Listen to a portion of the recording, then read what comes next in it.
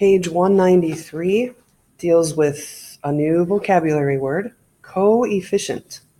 I know that co means to go together, like to cooperate, to coexist. So co means go together.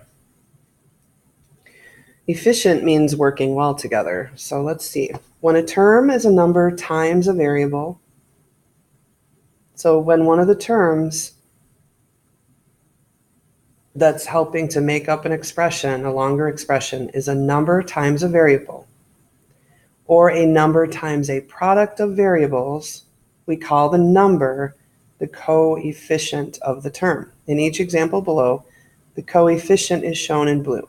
So we have a number with a variable, 3a, which tells you to multiply 3 times a. We have a 7 with the variable x raised to the second power. 7 is the coefficient. So instead of saying the number that is multiplied by the variable, which would take too long, we just call it the coefficient.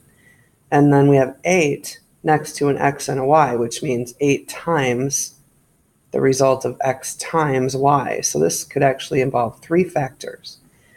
When you see a variable written as the base with the power up above it, they say that there's a hidden coefficient of 1, because any number times itself is 1, right?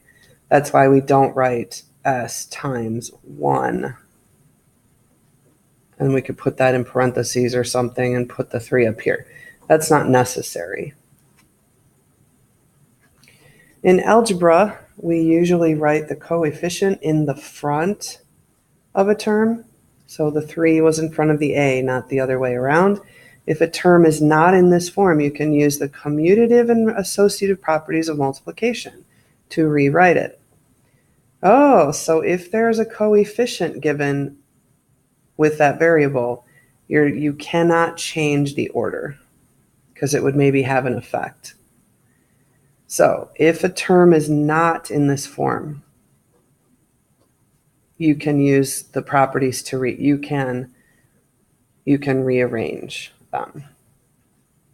So for example 1, it says rewrite 4x times 5. So the coefficient is in the front of the term.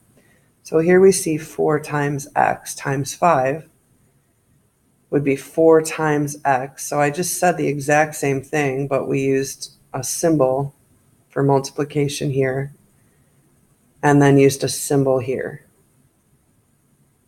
And we made sure that the coefficient stayed in the front. So 4 times x times 5 is the equivalent as 4 times x times 5. This is the associative property when you group them with parentheses.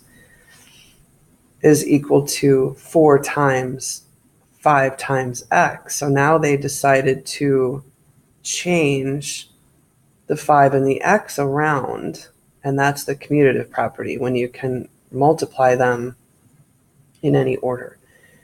Is the same. So this is 4 different ways that you can multiply this to get the same answer. 4 times 5 times x. Here's the associative property again. We just put parentheses in a different place. Commutative property is changing the actual numbers or variables around. We get 20x no matter what we do, because 4 times 5, 4 times 5, 4 times 5 is involved in any of these cases, so you can put the 20 in front of the x. So the coefficient is 20. So they basically simplified it. They went ahead and calculated the multiplication and made it 20 in front of that x. Here's example 2. Rewrite 6x and 3x, so the coefficient is in the front of the term. So that means I'm going to look at the 6 and the 3 and probably multiply those together and put them in front of an x. We have a 6 times 3 times 3 times, or 6x times 3x. You could write that as 6 times x times 3 times x with parentheses. Using the remember we learned that the associative and commutative properties give us more flexibility. So by putting parentheses in a different place, we're using the associative property. 6 times x times 3 times x. We can also use the commutative property and reverse the order of those numbers and variables. 6 times 3 times x times x. We can use the associative property to change the parentheses again and put a parenthesis around these two and these two, and we get 18 raised to the second power of x. Now, the reason they did this is because it looks better than 8 times x, because x is being multiplied by itself. It's being used 2 times as factors. If you see that happening, you can use the power symbol. So the coefficient here is 18. We're going to rewrite the term. So the coefficient is in the front.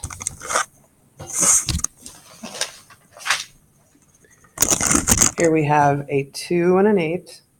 So I'm going to use these like terms. I'm calling them like terms. I hope I'm correct there. To write 16 as the coefficient in front of y. So the coefficient is 16. Number 10. I see a 7 and an 8. So multiply those together to get 56a and just have a coefficient of 56. It's just going to save us time later. Number 11. Here I have 1/2 times 3/4. If you multiply those together, you get 3/8. With b, the coefficient is 3/8, so it applies to fractions as well. Number 12, you get 8/15 when you multiply these together. So the coefficient is 8/15. Number 13 is 6 times a times b. The coefficient is still just the number, 6. Number 14, here we have 2 times 3 times 4. Should give you 24. Now, there are 2 x's involved. So x raised to the power of 2 gives us 24.